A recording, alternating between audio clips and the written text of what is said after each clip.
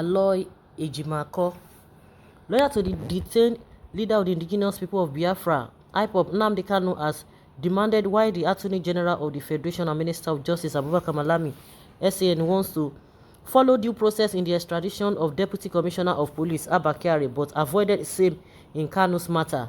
Ejimako noted that the AGF's office shunned legal procedures to hastily bring the IPOB leader from Kenya to Nigeria, but now insisted that the arrest warrant issued against suspended DCP Kyari'S by the United States Federal Bureau of Investigation would follow due process.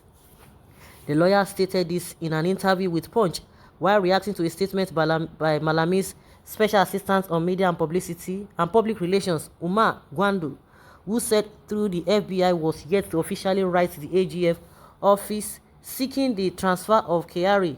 Everything would be done in line with the rule of law.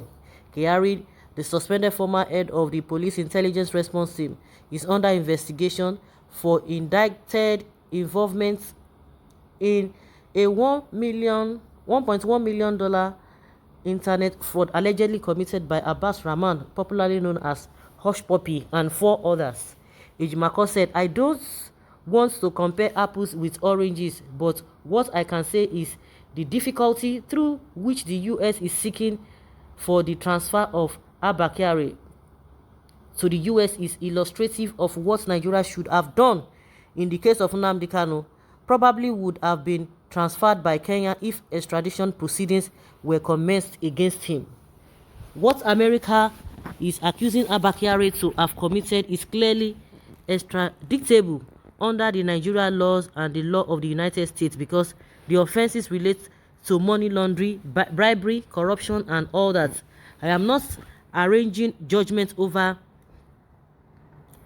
Abba Kyari'S, whether he committed it or not, but the lesson everybody needs to learn, whether anybody is playing the tribal card or not, is why would somebody believe that Abba Kyari'S deserves due process and the same person turns around and jubilates after the unlawful transfer, otherwise known as extraordinary rendition, of Nnamdi Kanu, and also seeks to jubilate over the attempted unlawful transfer of Sunday Igboho from Benin Republic. This type of things goes to indicate the deep fault lines in Nigeria. Somebody from a part of the country thinks it is okay to grab someone from another country without due process and bring him to Nigeria to answer offenses of political character, but it is okay for another country to submit itself to seeking due process in the transfer of a citizen of Nigeria to the United States. It is a very deep contradiction. Recall that Malami, at a press briefing in Abuja on June 29, 2021, had announced that the IPOB leader was arrested in a foreign country and extradited to Nigeria. Upon his rearrest and extradition in June 2021, he was rearraigned before Justice Binta Iyanko for terrorism-related charges and has since been remanded in the custody of the Department of State Services in Abuja. Kanu's trial has been adjourned till October 21, 2021. Well, it is lawyers that are speaking, and when they speak, this is not just ordinary people, laymen speaking. They know the angle at which they are speaking from. Well, Nnamdi Kanu is a special breed and can't be compared with Onyoshi Highway. God sent him on an errand and decide what happens to him or with him. He is not ordinary. Hence, his matter is extraordinary. Elohim permitted what happened to prove himself strong. He wanted to use Ohamadike as a bait and to show his supremacy. Just watch and see. You just watch and see. Where is Abba Kyari'S from? Fulani, Malami, Fulani, Chief Priest, Tanko, Fulani, Akali, Fulani, Buhari, Fulani, and so on and so forth. That is the reason for the due process. They protect their own. There is God, though. He will not leave nor forsake us. Biafra is our destination at last. Nigeria belongs to the north. The earlier we realize that, the best for everybody. Time to leave it for them and restore our dignity. When you have rich, acclaimed, educated people without honors, you get 2 different laws for 2 accused citizens. As long as the system is not fair, peace will be difficult to excavate in such a system where the lies are heavier than the bucket of the excavator. Even when first, you end up losing your hydraulic system. Multiple standard without good direction. Whatever stolen story, Kyari must go and clear himself. Abba Kyari has killed more innocent people than unknown gunmen in the east. I think God knows why everything happened this way.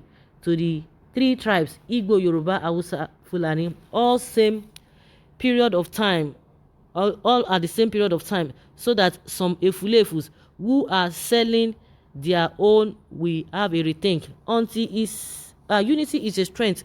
Igbo and Yoruba should emulate from Fulanis about unity. Our Southeast governors should learn. These northerners always defend their own. I hope Malami Nwike is also observing. Different laws for different people. My happiness is that Nigeria can't give what they don't have. They will only end up in indicting themselves more for the world to see. Showore, they are not same examples. Please stop misleading and agitating my people into unnecessary rebellion and consequent untimely death. I beg you. Is this Showore that is talking? I don't understand. It was Allah Ejimako that said, and they just said what he said. So why Showore in the first place? Well, truth is that this case is closed. American government is an opportunist as far as Kyari is a Fulani man. Buhari will use Nigeria oil to compensate America. America know they use oil play. The highest punishment for Kyari will be that he would be banned from entering America. In a bid to cover up, American government will change the narrative that the Nigerian government has refused to release Kyari, while Lai Mohammed will tell us that the police panel is still investigating the allegation against Honorable Kyari.